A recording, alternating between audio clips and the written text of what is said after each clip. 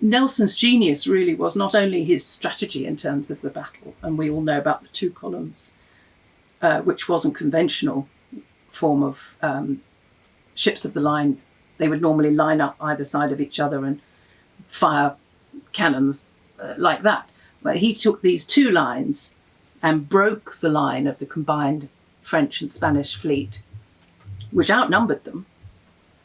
So they were taking all this oncoming fire as the two columns were heading very slowly because there was hardly any wind, and they were getting all this fire taken out. But then in the rigging, they had these bar shots that would take out the rigging.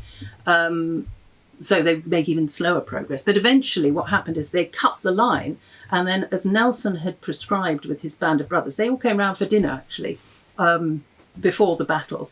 So they were rowed over on jolly boats, all his band of brothers, the captains, to discuss this strategy. And he said, right, once you're in amongst the thick of it, I want what's called a pell-mell battle, which means that you will just try and board and get as close to as many enemy ships as you can. And of course, once they cut the line, their broadsides were then raking down the decks, the gun decks, and the poor French and Spanish couldn't return fire because they'd only got two carronades on the front or the aft. So it was a brilliant strategy.